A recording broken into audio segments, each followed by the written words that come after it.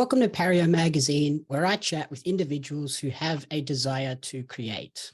Today, I am joined by American pop punk singer-songwriter who is set to make her way down to Australia later in May. Welcome to Pario Magazine, Maggie Lindemann. Hello, thank you for having me. My pleasure. So we're here today to chat about your journey through the world of music and the upcoming Australian tour. Before we dive into that, though, do you want to give our audience a brief little introduction as to who Maggie is away from music? Oh God, away from music. I don't even know who I am away from music. Um, I don't know. I just like I don't even know. I literally just do music all the time. I feel like that's the only thing in my life. But away from music, I don't know. I just like to hang with my friends, go to shows. I love going to live shows, festivals, going out to eat, shopping, going to the beach, going to the lake. I don't know. I just like to do fun things with my friends. That's a pretty common answer, so don't feel too strange about that. Okay, I'm like, oh God, outside of music, let's see. I don't even know. Yeah, I've found that most people that have like creative passions, that ends up taking over their life and becomes their life. Yeah, it's yeah, definitely. So then on to the music front. When and how did you discover this passion for music, and in particular the pop punk, pop rock world? Oh God. I discovered pretty early on I had a passion for music and just entertaining in general. When I was younger, I did like a lot of singing stuff, like choir and in church and school. I did musicals, and then just entertaining. I loved acting. I took acting classes after school. I would go to all those like Disney auditions that were scams. I went to all those.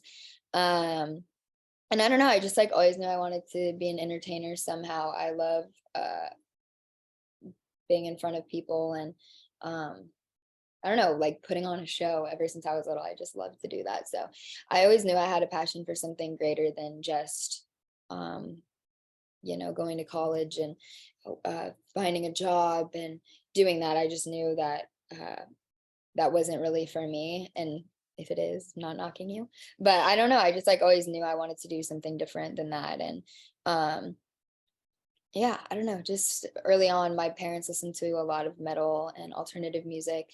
And I was introduced to that pretty early on. Alazana was the first band I ever listened to that was like screamo.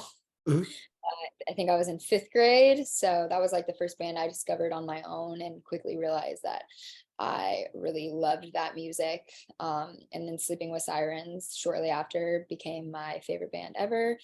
And I don't know, I just like always had this love for the melodies and um, the drums and guitar and the way that they could scream but make it sound pretty. And I don't know, I just like always loved pop punk. I just always knew it was something that I was passionate about and loved. Okay, quite the transition from church choir and musicals to pop punk though. I just love to sing. I think like I grew up in Texas and where I was, there wasn't like a big group of people that at least I knew that had the same interests as me. But I just loved to sing. I loved to perform. So for me, like musicals was really that for me. Like I was performing and acting, but I was also singing. Um, and then, I took like theater classes in school. I did choir. I just love to sing. Like any chance I got to do something where I was singing, I really wanted to do it. So yeah, it's a little different, but being from Texas and growing up where my family did go to church all the time, it seemed like that was kind of the only options that I had. And then once you started to head down this path with your style of music, who were some of those bigger influences and how have those evolved over the years? My biggest influences kind of have, okay, so when I was younger, I would say like Sleeping with Sirens has always been like my number one.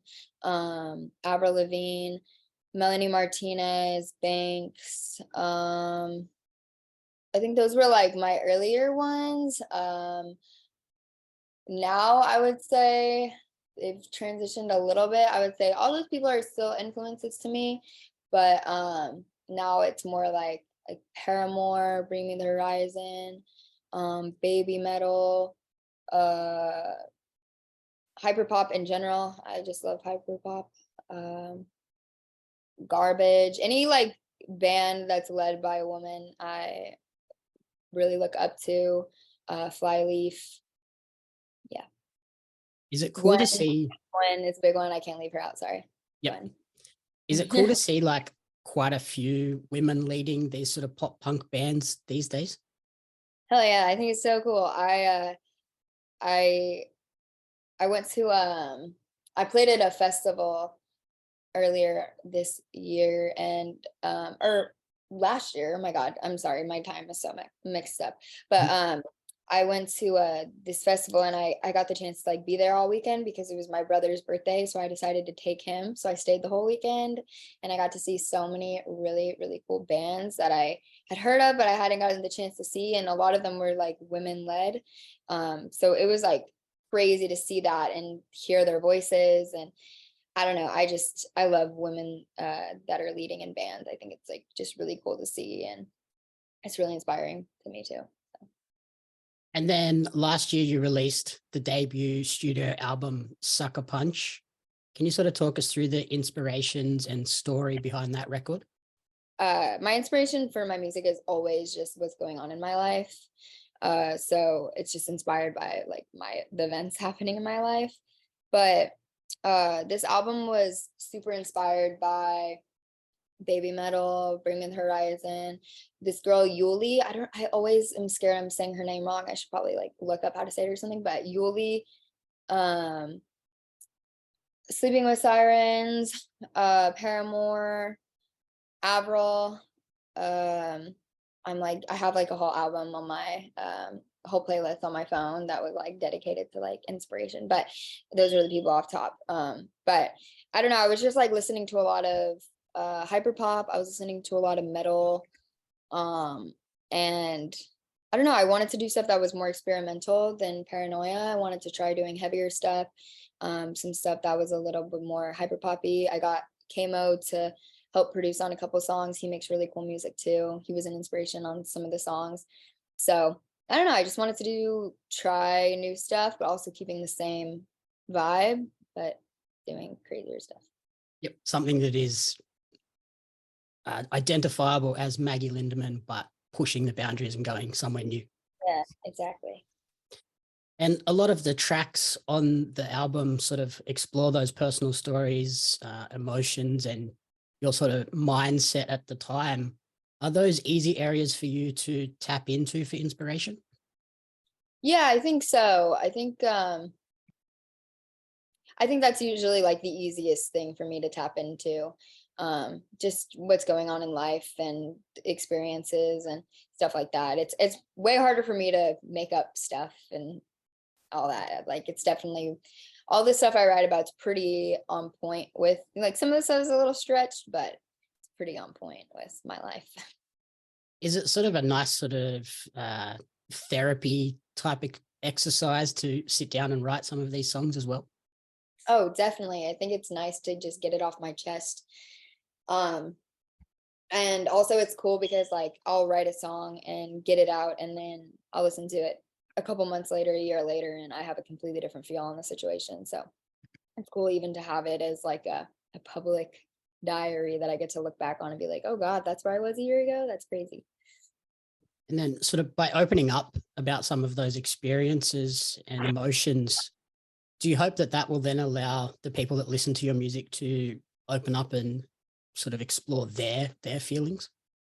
Yeah, definitely. I love when people can I love and hate when people can relate to me because I'm like, damn, I'm sorry you have to go through this stuff. But I do like when people are able to relate to me because that's why I listen to music. I listen to music when, I'm sad. I try to find a song that's relating to my situation, or when I'm happy or in love or, mad or angry, whatever it is. Like I want to find music that I feel like relates to my situation. So when someone can listen to my song and relate it to their situation and feel like they have a song that's talking about what they're going through or whatever it is, that's a really cool feeling. And then looking ahead to May, you'll be making your way down here for a run of shows in Melbourne, Brisbane, and Sydney. How are you feeling ahead of the tour? I'm excited. I've never been to Australia before, so I'm really excited. I'm not excited about the flight, but Mhm. I'm really excited. I just found out it's actually going to be winter when I come, which I didn't think about. So I'm really upset about that because I was excited to be there in the warmth and go to the beach and stuff, but it's okay. I'm still gonna have fun and hopefully see a koala or something. Yep. Yeah, that flight's a killer. I know the feeling. I'm heading the opposite direction on Monday. So Okay. Oh God. Yeah. See, that's like the one thing I was even not looking forward to the flight to London recently, which is only like 9 hours. So I'm really not looking forward to the flight, but I am looking forward to being there. I'm really excited. yeah, good chance to try and relax as much as you can on that flight though. Yeah, hopefully. So what can sort of people expect from a Maggie Lindemann show? I think just a good time. Just, let loose and hopefully meet new people in the crowd and um just have a good time. Like don't take it too seriously. Like dance if you want. Mosh, please mosh. I would love for people to mosh. But yeah, just like dance around, have fun. It's a very unserious show. I'm not like a very serious person on stage. I don't know, I'm just having fun, so I think, yeah, it's just like a fun show and my band's really amazing and the production of the show is really good and I'm excited to put it all together because it's my first time headlining, so I'm actually able to like set up the lights how I want and arrange everything how I want and hopefully you know everyone is able to like take that in, so Yeah, it's what a live show's supposed to be. It's supposed to be everyone just having a great time rather than yeah, sitting there sort of stroking their chin, criticizing everything. exactly, just have fun. And then the tour schedule is sort of pretty tight with shows on consecutive days. You mentioned hoping to see a koala. Is there other sort of touristy things that you're hoping to squeeze in as well? Um, so yeah, I really want to see a koala because I know there's places you can like hold them and stuff. I Mhm. really want to hold one. I would love to see a kangaroo too. I don't think I've maybe at like a zoo or something, but I don't think I've seen a kangaroo before. Um, and I don't know, I really want to go see the beach just to see it. Um, I don't know. I think that's like I don't know how much time I have in Australia, but I don't think too much time. So hoping to squeeze in as much as I can because I don't know the next time I'll be there. It's a really long flight. So yeah, I don't know. And I do want to like try some foods and stuff. So hopefully I'll be able to do that. Yep. Yeah. Well, when you're in Sydney, you got to check out the Opera House and the Harbour Bridge as well. That's a nice, Yeah, easy touristy thing to do, and obviously a bit of yeah. Vegemite as well. Yeah, I want to try that. Um, I don't know. I want to, yeah, hopefully I have time to like do all the stuff I want to do. But yeah, I would love to see that. And I don't know, just walk around at least. I don't Yep. know. Yeah. Get out of the hotel a little bit. Exactly. Alrighty. So finally, where is the best place for people to support you and track your creative journey moving forward? I think probably the best place is just my Instagram. That's where I post about like releases and tour and just like photo shoots and everything I'm doing is on my Instagram. So probably my Instagram is just my name. Um, or if you just want to hear my music, you can just go to Spotify or Apple Music or any of that stuff. All right. We'll put all the links there. Thank you for taking the time to chat with me and good luck with the upcoming tour and the rest of 2023. Yeah, thank you for talking to me. Thank you.